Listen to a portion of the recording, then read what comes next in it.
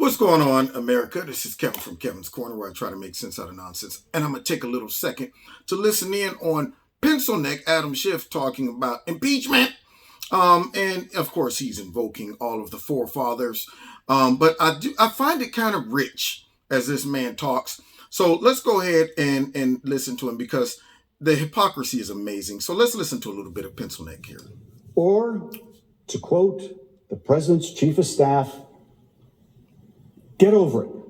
There's going to be politics and foreign policy. Well, I don't think that was John Adams' point. And I don't think that was the president chief of staff's point either, that he's trying to make. What he's trying to do is use that statement as a reference to why Trump should be impeached, because in that context, it must have meant that he was using this politics and foreign policy to help him win an election. Not to just check and make sure you're not corrupt. None of that stuff. No. It was all a seedy reason why Trump was doing this, according to Pencil Neck. But let's continue. Listen a little more. James Madison's point, and I don't think that was George Washington's point. Not George Washington. If it was, they would have said, get over it. Okay. But they recognized... And I don't think it was their point to use partisan politics to impeach the president.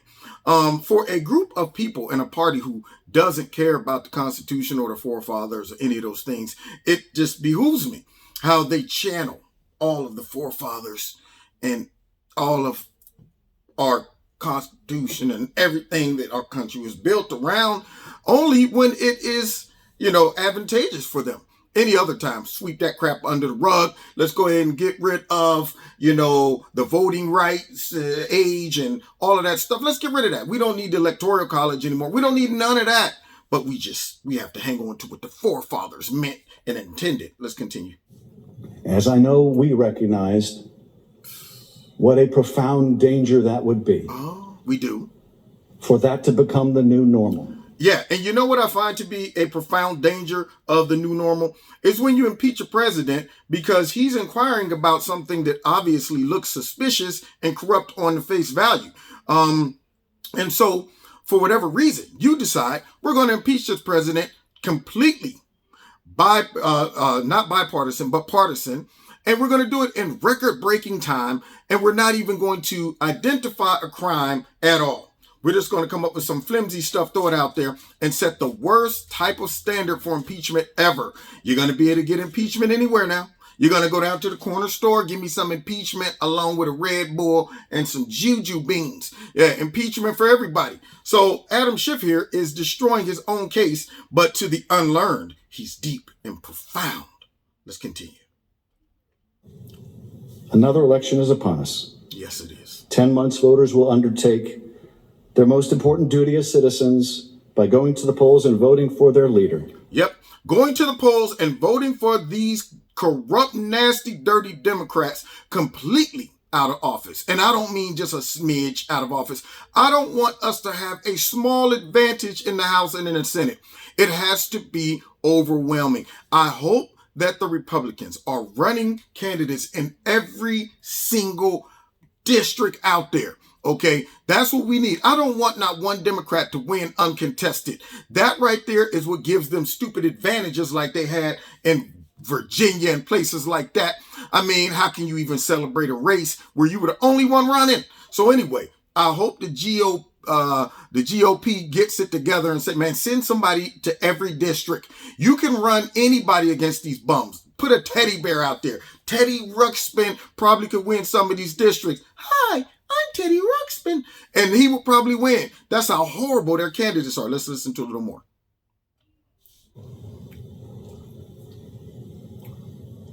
Oh, the pause. You hear that? And so we must ask, what role will foreign powers play? See, that's a part of it. To make it look like he's serious and sincere. Take the pause. Like this right here. It's so tough for me to even talk about. It really is. Let's continue. In trying to influence the outcome. And if they take the president's side, who will protect our franchise? Did y'all hear that? Now, he's talking about our election that's coming up.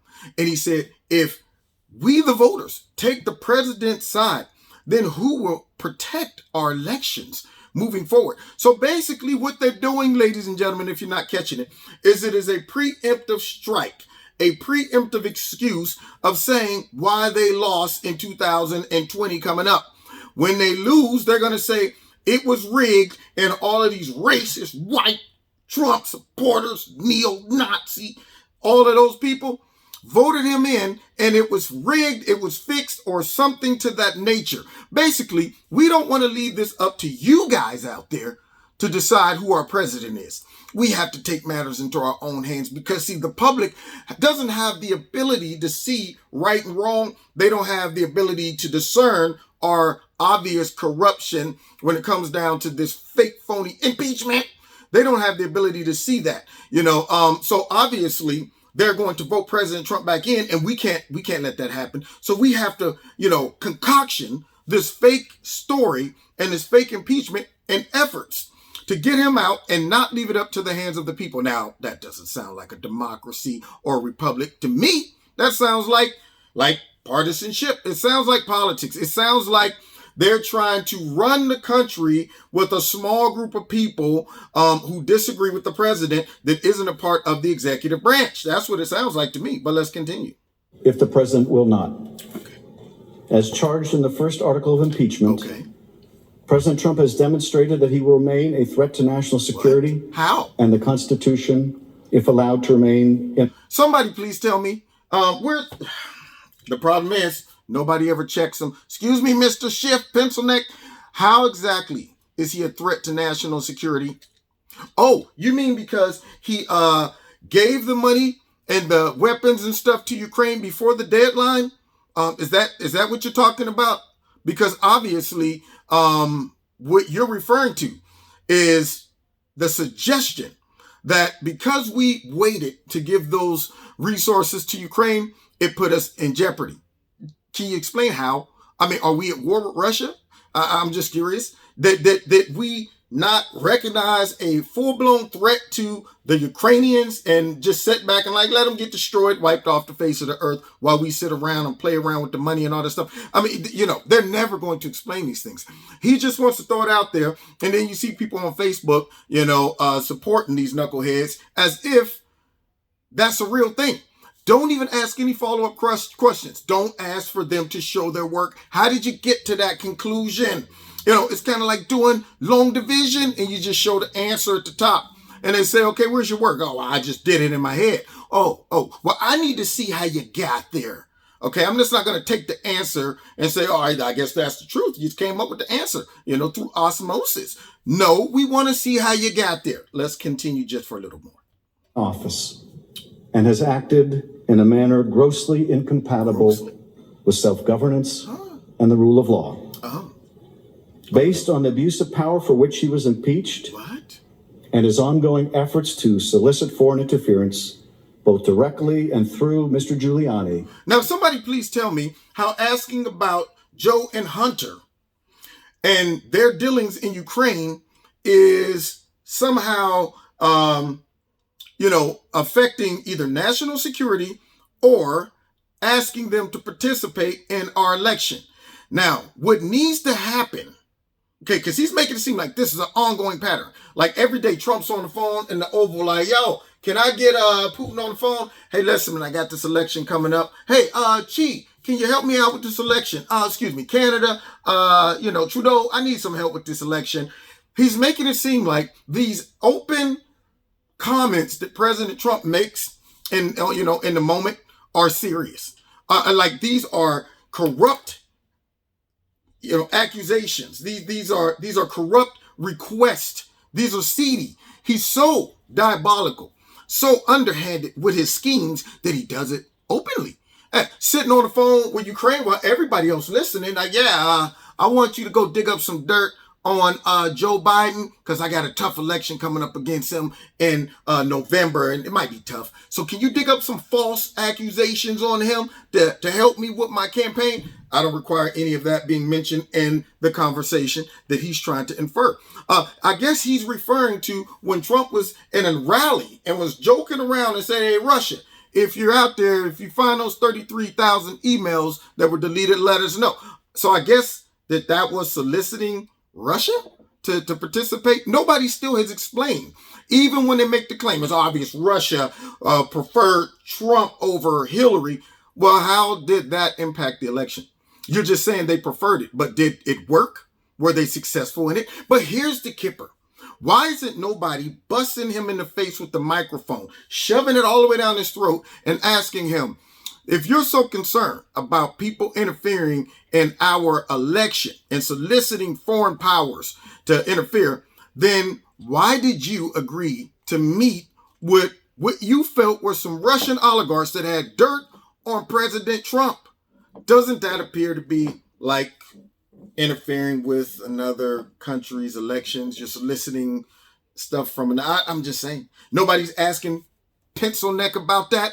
Anyway, so this is the type of stuff that we're dealing with as we listen to Pencil Neck and the rest of his entourage get up and regurgitate what we already know. And so hopefully people are getting tired of it, but I couldn't let that go because, see, this is the type of rhetoric that goes unchecked sometimes.